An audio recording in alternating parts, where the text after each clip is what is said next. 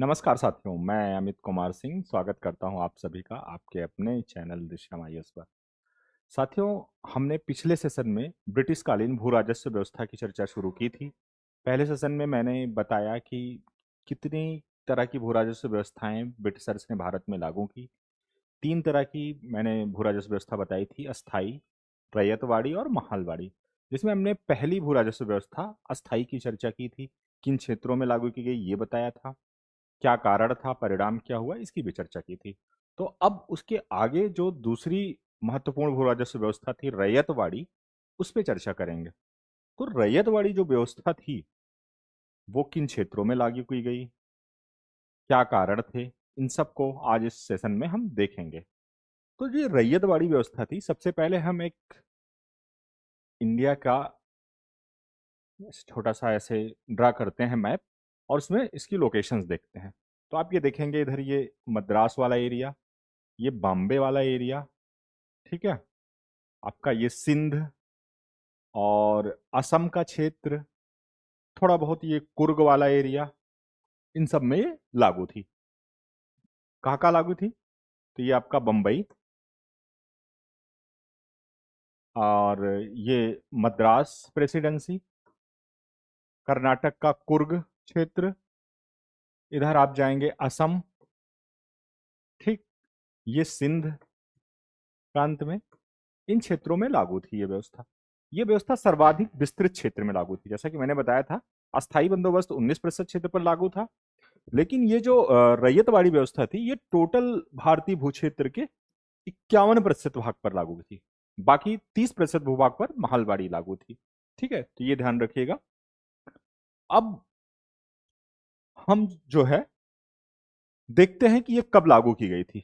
इसकी जो शुरुआत होती है, सबसे पहले 1792 में ये मैसूर के 12 महल, मैसूर के 12 महल जिले में प्रयोग के तौर पर लागू की गई है सबसे पहले। ठीक है, 1792 में किसने किया? तो कर्नल रीड ने, कर्नल रीड ने मैसूर के क्षेत्र में सबसे पहले इसे प्रयोग के तौर पर लागू किया, इस टेस्टिंग लीज की व्यवस्था की। उसके बाद थॉमस मुनरो ने आगे चलकर इसे उन 1820 में व्यापक तौर पर, जिन क्षेत्रों की मैंने चर्चा की है इन क्षेत्रों में लागू की इस व्यवस्था को। ठीक है, ये व्यवस्था थॉमस मुनरो ने मद्रास क्षेत्र में लागू की। इसको हम ऐसे देख लेते हैं, कह सकते हैं कि ये 3 चरणों में ये व्यवस्था लागू हुई। देखिए, 3 चरणों में ये व्यवस्था लागू हुई। ये जो मद्रास का क्षेत्र था, इस क्षेत्र में थॉमस मुनरो ने लागू की 1820 में। ठीक है, जो बंबई का क्षेत्र था, बंबई के क्षेत्र में इस प्रेसिडेंसी में इसके कुछ समय बाद 1825 के आसपास ये व्यवस्था लागू की जाती है एलिफिस्टन्स के द्वारा। 1825 के आसपास एलिफिस्टन्स के द्वारा। ठीक है, तीसरे चरण में ये सिंध क्षेत्र, असम, इन सब क्षेत्रों में लागू की जाती है एलन बरो के काल में, जब गवर्नर जनरल एलन बरो था। ठीक है, तो ये व्यवस्था थी। अब क्या कारण था इस व्यवस्था को लागू करने का? क्योंकि इसके पहले अस्थाई बंदोबस्त लागू हुआ था। अस्थाई बंदोबस्त की क्या कमियां अंग्रेजों ने महसूस की, क्या उनसे उनको नुकसान दिखाई दिया, या और भी क्या कारण थे जिसकी वजह से इस व्यवस्था को उन लोगों ने लागू किया, इसको देखते हैं। तो सबसे पहली बात, मुनरो, मुनरो का कहना था कि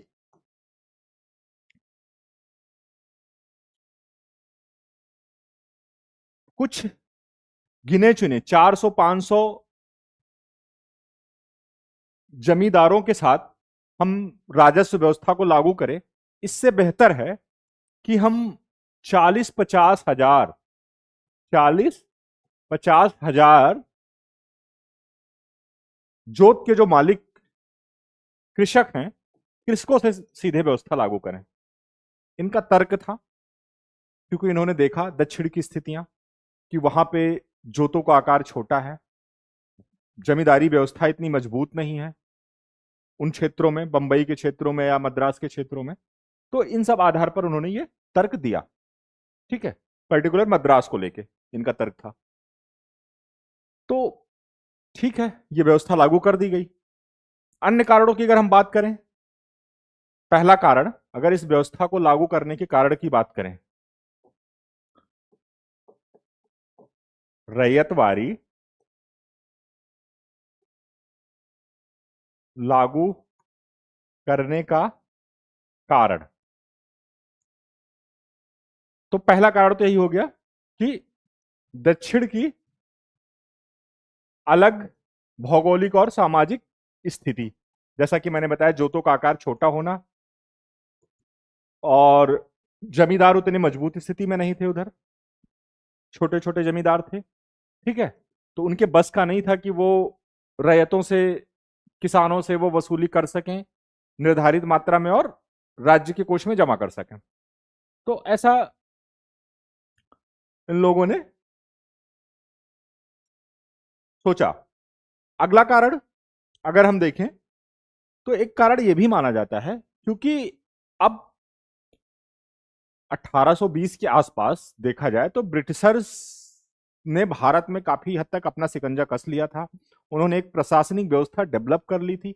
अब उनके पास पर्याप्त प्रशासनिक कर्मचारी थे जिनके माध्यम से वो सीधे किसानों से राजस्व वसूल कर सकते थे। ठीक, तो कहा जाता है कि जब रैयतवाड़ी व्यवस्था, अस्थाई बंदोबस्त जब लाया गया था, चूंकि वो शुरुआती दौर था 1792-93 में, उतने उनके राज्य कर्मचारी नहीं थे उनके पास कि वो सीधे किसानों से वसूल कर सकें।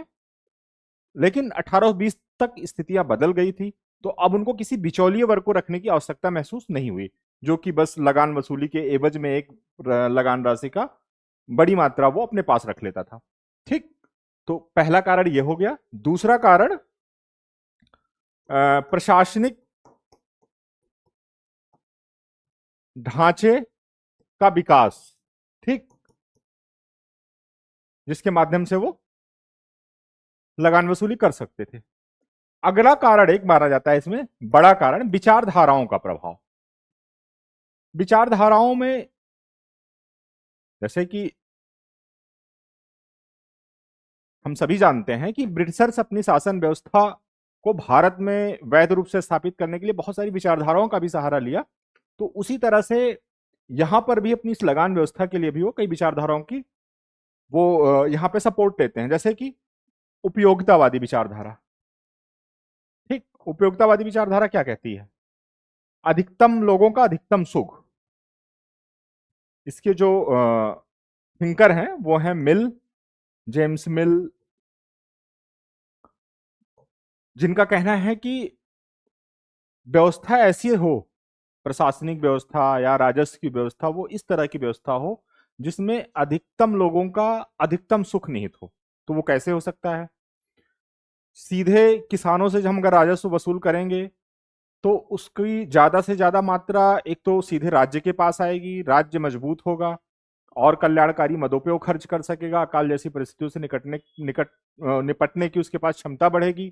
ठीक है, इसके अलावा किसानों का अनावश्यक शोषण नहीं होगा और वो एक उपयुक्त लगान देंगे।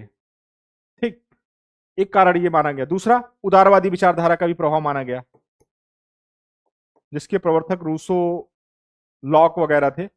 उदारवादी विचारधारा क्या कहती है? उदारवादी विचारधारा कहती है कि ऐसी व्यवस्था हो जो कि सरल ढंग से, सुचारू रूप से, बिना किसी बाधा के चले और राज्य को मजबूत करे। राज्य के मजबूत करने के साथ साथ जनता का, राज्य के निवासियों का ज्यादा से ज्यादा भला करे। ठीक, ये उदारवादी विचारधारा थी, तो इसका भी सपोर्ट लिया इन्होंने। उसके अलावा एक और विचारधारा का सपोर्ट लिया, रिकार्डो का लगान सिद्धांत। रिकार्डो का लगान सिद्धांत ये क्या कहता है? रिकार्डो का जो लगान सिद्धांत है वो कहता है कि राज्य की भूमि है, देखा जाए तो सारी भूमि राज्य की है, उस पर उत्पादन कौन करता है? कृषक करता है। मेहनत करता है श्रम के द्वारा, पूंजी लगाता है, ठीक। अब उस श्रम का जो उससे उत्पादन होता है उसका एक बड़ा हिस्सा बिचौलिया ले लेता है। बिचौलिया कौन है? जमींदार है, जो कि अनुत्पादक वर्ग है, जिसका उस भूमि से कोई बहुत लेना देना नहीं है। तो व्यवस्था ऐसी हो कि ज्यादा से ज्यादा राजस्व राज्य के पास पहुंचे, राज्य जिससे ज्यादा से ज्यादा साधन संपन्न हो, मजबूत हो। तो इस आधार पर उन्होंने सीधे किसानों से, रैयतों से सीधे लगान वसूल करने की व्यवस्था को जोड़ दिया, उसका समर्थन किया, ठीक। यह है रिकार्डो का लगान सिद्धांत। उम्मीद करता हूं आप सभी लोगों को यह क्लियर हो गया होगा विचारधारा के स्तर पे लाने का कारण, ठीक है। अब एक कारण तो यह भी था, चूंकि जो जमींदार थे, जमींदार जब एक बार लगान फिक्स कर दी गई रैयतवाड़ी व्यवस्था अस्थायी बंदोबस्त में, घट बढ़ नहीं सकती थी, तो उत्पादन में कितनी भी वृद्धि हो उसका ज्यादा से ज्यादा हिस्सा जमींदार अपने पास रख लेता था, और एक नियत हिस्सा जो होता था 89% वो अस्थायी बंदोबस्त में राज्य के पास भेजता था। अब वो 11% कितना भी बड़ा हो लगान का, कितना भी बड़ा हिस्सा हो जाए वो 11%, लेकिन वो पूरा का पूरा जमींदार अपने पास ही रखता था। तो इससे कहीं ना कहीं बाद में चल के राज्य का, कंपनी का नुकसान भी हुआ इस अस्थायी बंदोबस्त से। इसलिए भी रैयतवाड़ी बंदोबस्त को उन्होंने समर्थन किया। कहने का मतलब जमींदारों, इसको हम ऐसे एक पॉइंट बना सकते हैं, नेक्स्ट पॉइंट ऐसे बना सकते हैं कारण में कि अस्थाई बंदोबस्त में लगान की दर नियत होने से उत्पादन वृद्धि से होने वाला नुकसान, उत्पादन वृद्धि की स्थिति में राज्य को होने वाला नुकसान, एक ये भी कारण बना, ठीक। ये सारे कारण थे जो कि अस्थाई बंदोबस्त लाने का मजबूत कारण बना। अब हम अस्थाई बंदोबस्त की क्या क्या विशेषताएं थी ये देख लेते हैं। आप लोग इसको ध्यान से समझिएगा, ध्यान दीजिएगा इन सारे पॉइंट पे, क्योंकि पूछे जाते हैं ये विशेषताएं, ठीक है। हम अस्थाई बंदोबस्त की विशेषताओं को देखेंगे, कौन कौन सी विशेषताएं थी इस सिस्टम में, ठीक है। पहली विशेषता, इसकी दर नियत थी।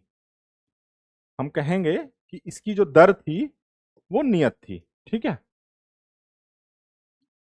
सॉरी, इसकी जो दर थी वो परिवर्तनशील थी। राजस्व की दर जो थी अस्थाई बंदोबस्त में अस्थाई थी, फिक्स हो गया था कि भैया 89% हिस्सा राज्य का, 11% हिस्सा जमींदार का।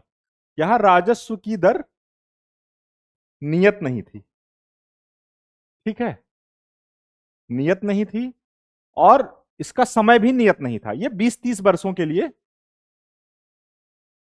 ये व्यवस्था लाई गई, 20-30 वर्षों के लिए लाई गई, और देखेंगे कि शुरू में 1/3 थी, 1/3 थी राजस्व की दर। आगे चलकर ये 50% हो जाती है। 1854 में डलहौजी ने 50% कर दिया था राजस्व की दर को, ठीक है।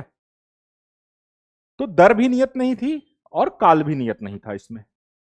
पहली विशेषता ये हो गई। अगली विशेषता, अगली विशेषता ये थी कि इसमें किसानों से सीधे राजस्व की वसूली, सीधे राजस्व की वसूली। अगली विशेषता, इसमें किसानों को भूमि का मालिक माना गया, किसानों को भूमि का मालिक माना गया। अस्थाई बंदोबस्त में किसे मालिक माना गया था, भूमि का स्वामी माना गया था? जमींदारों को माना गया था, ठीक है। अब यहां आपको अंतर दिख रहा है कि किसानों को भूमि का मालिक माना गया, यहां पे जमींदारों को नहीं माना गया। वैसे तो देखा जाए व्यवहारिक तौर पे समस्त भूमि का मालिक राज्य ही था, क्योंकि वो जब चाहता था मालिक बदल देता था किसान भूमि का, जब चाहो जमींदारों को बना दिया, जब चाहा रैयतों को बना दिया। और अगर उन्होंने नियत समय पे लगान नहीं दी तो मालिक कोई भी हो, उनकी जमींदारी भी गई और किसानों की रैयत भी गई। अगर वो, तो इससे क्या सिद्ध हो रहा है, वास्तव में मालिक तो राज्य ही था, कंपनी ही थी, लेकिन सैद्धांतिक तौर पे उन्होंने यहां पे किसानों को जमीन का मालिक माना। ठीक है, अस्थाई बंदोबस्त में किसे माना था, तो जमींदारों को माना था। ये एक विशेषता हो गई इसकी। और क्या विशेषता हो सकती है? जैसा कि मैंने बताया कि ये किन क्षेत्रों में लागू की गई थी, इसकी चर्चा कर दी। सर्वाधिक क्षेत्र पर लागू किया गया, ये लगभग 51%। ठीक है, 51% क्षेत्र पर यह व्यवस्था लागू की गई। ये सारी विशेषताएं आप लोग ध्यान रखिएगा, पूछा जाता है प्रश्न प्रीलिम्स में और मेंस में भी। अगर डिस्क्रिप्टिव क्वेश्चन आता है तो उसमें एक डायमेंशन विशेषताओं का भी रहता ही रहता है बहुत सारे क्वेश्चंस में, अगर वो भू राजस्व से संबंधित रहते हैं तो। अब प्रभाव पे आ जाते हैं। ठीक है, प्रभाव को देखते हैं, इसका प्रभाव क्या रहा, इसकी चर्चा कर लेते हैं। नकारात्मक सकारात्मक कौन कौन से प्रभाव रहे, दोनों देख लेते हैं। सबसे पहले इसके हम नकारात्मक प्रभावों की चर्चा करेंगे। क्यों?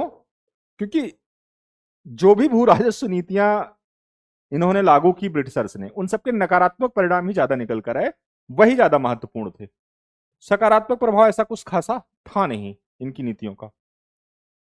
पहला तो यही जो सभी भू राजस्व व्यवस्थाओं में कॉमन था नकारात्मक परिणाम, कि लगान की दर बहुत ज्यादा होना।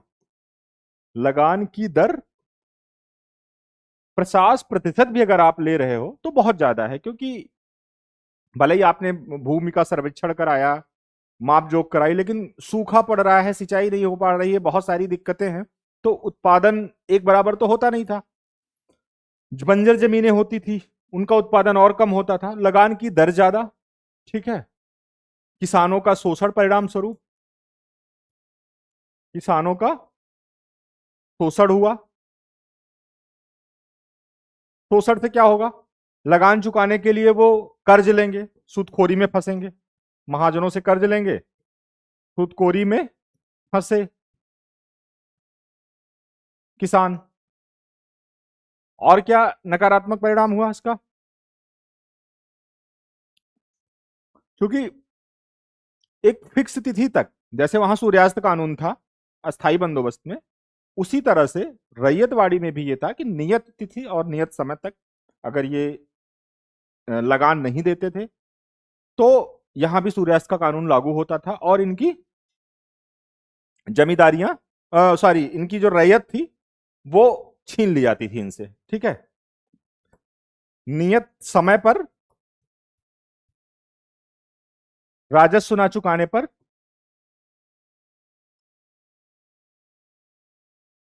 भूमि से हाथ धोना, भूमि से हाथ धो बैठते थे, ये भी एक इसका नकारात्मक परिणाम हुआ। ठीक है, ये भी इसका एक नकारात्मक परिणाम हुआ। और क्या नकारात्मक परिणाम हो सकता है? और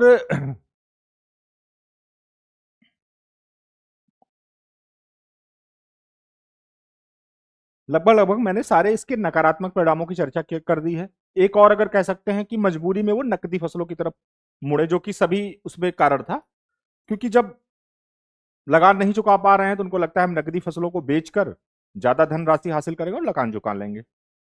लेकिन इससे समस्या क्या, जब आप नकदी फसलों को उपजाओगे तो खाद्यान्न का संकट होगा। ठीक है, नकदी फसलों की ओर मुड़े, खाद्यान्न का संकट, परिणाम स्वरूप क्या होगा, भूखमरी, अकाल। ठीक, तो चीजें एकदम, समस्याएं को रिलेट होती थी, एक समस्या दूसरी समस्या को जन्म देती थी। बहुत सारे परिणाम कॉमन दिखेंगे आपको, जो अस्थाई बंदोबस्त का परिणाम था वही रैयतवाड़ी का, वही महालवाड़ी का। उसका रीजन यही था कि लगान की दर इतनी ज्यादा होती थी इतनी कड़ी शर्तें होती थी जिसकी वजह से किसानों का बदहाल होना तय था। ठीक है, तो ये सारे नकारात्मक परिणाम थे इसके। सकारात्मक परिणामों की चर्चा भी कर लेते हैं। ठीक है, सकारात्मक परिणाम। सकारात्मक, ये दो कलर कैसे चलने लगता है इसमें, परिणाम। ठीक है, इसकी भी चर्चा कर लेते हैं।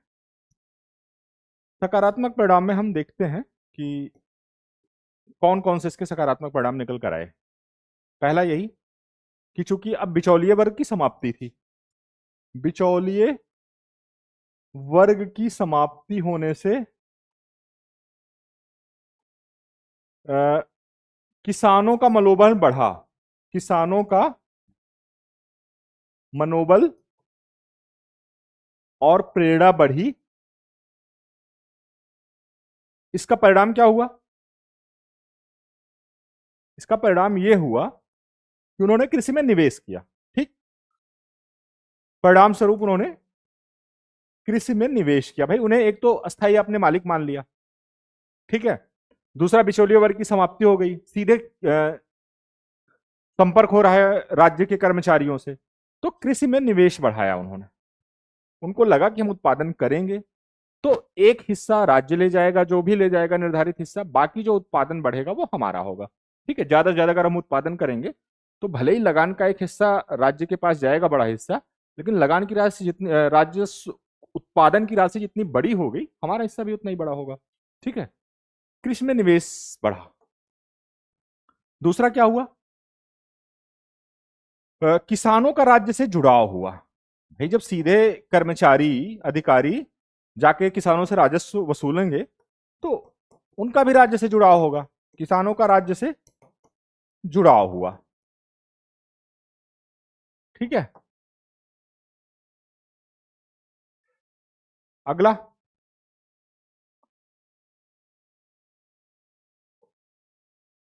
अगला जो लाभ हुआ इसका कि मंडियों से जुड़े अर्थव्यवस्था का, कृषि अर्थव्यवस्था का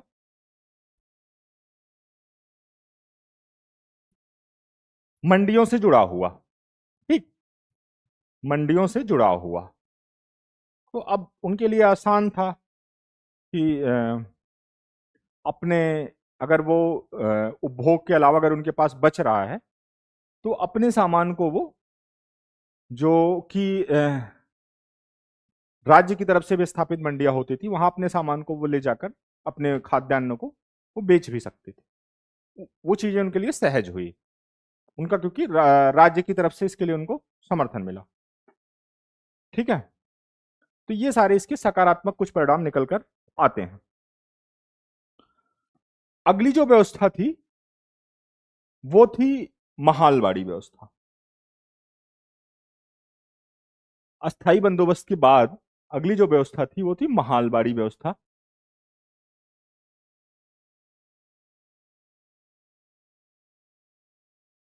इसकी भी चर्चा कर लेते हैं। महालवाड़ी व्यवस्था अगर हम देखें भारत के मैप में तो ये पंजाब का क्षेत्र, ठीक है, इधर आपका ये संयुक्त प्रांत, संयुक्त प्रांत, मध्य प्रांत, ठीक है, और ये पंजाब। इन क्षेत्रों में लगभग 31%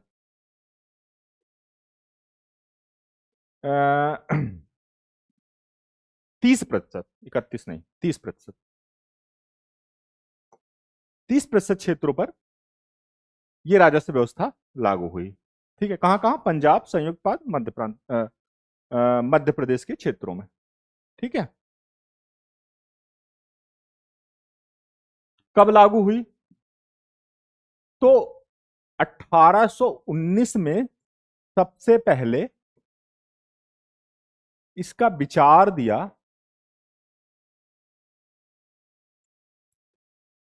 हार्ट मैकेंजी, इसका विचार दिया हार्ट मैकेंजी ने। ठीक, ये नाम ध्यान रखिएगा, हार्ट मैकेंजी ने इसका प्रस्ताव रखा। ठीक है, उसके 3 सालों बाद 1822 में ये लागू कर दी गई। ठीक, प्रावधान क्या थे इसके ये देख लेते हैं। प्रावधान, प्रावधान क्या थे इस व्यवस्था के वो भी देख लेते हैं। ठीक है, तो ये कुछ ऐसी व्यवस्था थी, ना तो जमींदारी जैसी थी, ना ही ये सीधे किसान से संपर्क करके राज्य कर्मचारी लगान वसूल रहे थे। इसमें कुछ अलग व्यवस्था थी, कह सकते हैं आपको दोनों के बीच की व्यवस्था दिखाई देगी। महाल जो था, यानी महाल गांव, इसे इकाई माना गया, राजस्व की एक इकाई माना गया। ठीक है, जो गांव का मुखिया होता था, लंबरदार,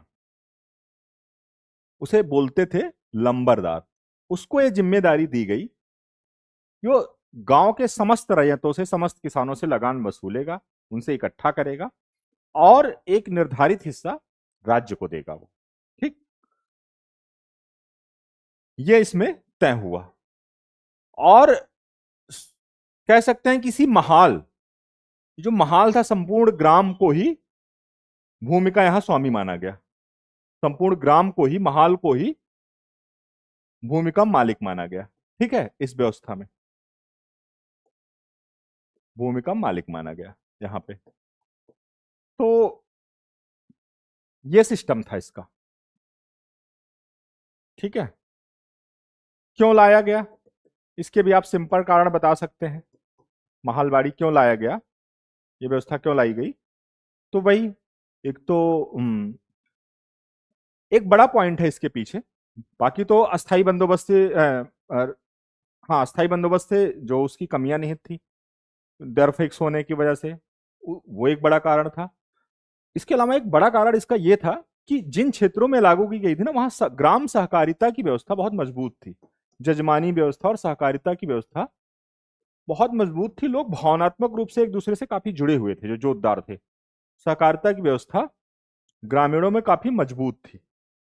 ठीक है, ग्रामीणों में काफी मजबूत थी। ठीक है ना, इन क्षेत्रों में। तो ब्रिटिशर्स को लगा कि यार, गांव में काफी एकता है, काफी सहयोग की भावना है, तो हम अगर पूरे गांव को एक इकाई मान के लगान लंबरदार साहब सबसे ले लेंगे, जो चौधरी मुखिया होते थे गांव के, तो हमारे लिए भी आसानी होगी, हम उस एक आदमी से डील करके लगान ले लिया करेंगे। ठीक है, तो एक तो यह था कि ग्रामीण वहां पे सहकारिता भाग की भावना मजबूत थी। बाकी आप बता दो, अस्थाई बंदोबस्त से उपजी कमियां, अस्थाई बंदोबस्त से हुई हानि कह सकते हैं। और एक और, चूंकि जब रैयतवाड़ी लागू की, तो उन्हें प्रत्येक किसानों से संपर्क करना पड़ता था, ज्यादा बड़े मात्रा में कर्मचारियों की नियुक्ति करनी पड़ती थी। अब उनके लिए आसान हो गया, कर्मचारियों की नियुक्ति भी कम, यानी वसूली में खर्च कम होगा उनका, वसूली में कम लागत आएगी, कम कर्मचारियों को लगाना पड़ेगा, क्योंकि अब घर घर नहीं जाना है, अब एक लंबरदार को पकड़ना है कि भैया तुमने कितनी राजस्व वसूली, कितना उत्पादन हुआ है, चलो एक हिस्सा दे दो। बाकी परिणाम जो है इसका, वो देख लेते हैं। तो परिणाम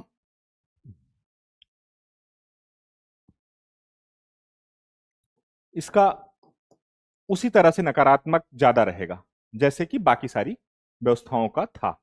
ठीक है, राजस्व की दर ज्यादा है यहां भी, राजस्व की दर ज्यादा होने की वजह से लगान ज्यादा देना है, तो दबाव है किसानों पर, सूदखोरी, महाजनी, इन सब की जाल में यहां भी फंसेंगे, सीधी सी बात है, वही पॉइंट आप डाल देना।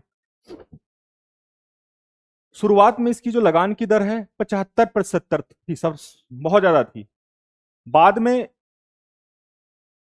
इसको जो है घटाकर किया जाता है 1800, जब ये 1822 में लागू की जाती है, ये देख लेते हैं, लागू की गई है 1822 में। ठीक है, 1822 में हार्ट मैकल्जी ले आते हैं, लेकिन इसको लागू कौन करता है? मार्टिन बर्ड करते हैं, ये ध्यान रखिएगा, मार्टिन बर्ड ने इस व्यवस्था को लागू किया। जब लागू करते हैं तो उस समय राजस्व की दर होती है लगभग जो है 75%। 1833 में विलियम बेंटिक के टाइम में इसको घटाकर कर दिया जाता है 66%। ठीक है, ये ध्यान रखिएगा। लागू जो की जाती है वो 1822 का एक्ट था, अधिनियम था 7। ठीक है, संशोधन जो किया गया वो था अधिनियम 9। ठीक है, 9 के तहत संशोधन करके इसमें इसे 66% कर दिया गया। ये फैक्ट पीटी के लिए इंपॉर्टेंट है, ध्यान रखिएगा। 1822 में लागू की गई अधिनियम 7 से, फिर इसमें संशोधन करके 1833 में इसका 66% कर दिया गया अधिनियम 9 से। ठीक, अधिनियम 9 से आगे चल के फिर ये लॉर्ड डलहौजी के टाइम पे, लॉर्ड डलहौजी के टाइम पे 1800 थिंक 1854 में सहारनपुर अधिनियम, ये ध्यान रखिएगा, सहारनपुर अधिनियम के द्वारा इसे 50% कर दिया गया। ठीक, लॉर्ड डलहौजी के टाइम पे सहारनपुर अधिनियम के द्वारा इसे 50% कर दिया गया। ठीक है, तो ये सिस्टम था इसका। फिर भी 50% भी बहुत ज्यादा था, तो जाहिर सी बात है लगान की दर ज्यादा होने की वजह से दुष्परिणाम तय था आना। उसके अलावा वही सूदखोरी, महाजनी की जाल में फंसना, फिर यहाँ भी इनकी रैयतों की, जोतों की नीलामी हो, उनको मतलब बेचा जा सकता था, बेदखल किया जा सकता था उनको रैयत से, भले ही लंबरदार को जिम्मेदारी थी, लेकिन इसका परिणाम इनको ही भुगतना पड़ता था।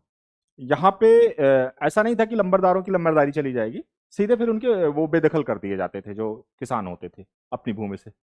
ठीक है, यहाँ भी वही भुखमरी, अकाल, नकदी फसलों की तरफ मुड़ना, वो सारी कमियां आपको यहाँ दिखाई देगी। भू राजस्व से संबंधित जो भी नकारात्मक परिणाम थे वो सब आपको यहाँ दिखाई देंगे। सकारात्मक क्या कहा जाए, सकारात्मक में वही कि मंडियों से जुड़ाव हुआ। ठीक है, मंडियों से जुड़ाव, उत्पादों का, ग्रामीण उत्पादों का, और क्या ही कह सकते हैं, और इसके बहुत कुछ खासा सकारात्मक परिणाम नहीं है। एवं नकारात्मक परिणाम में एक और है कि जो इनकी ये सहकारिता की भावना थी वो ध्वस्त हो गई, सहकारिता की भावना ध्वस्त हो गई इनकी, और समाज में जो है ध्रुवीकरण बढ़ा।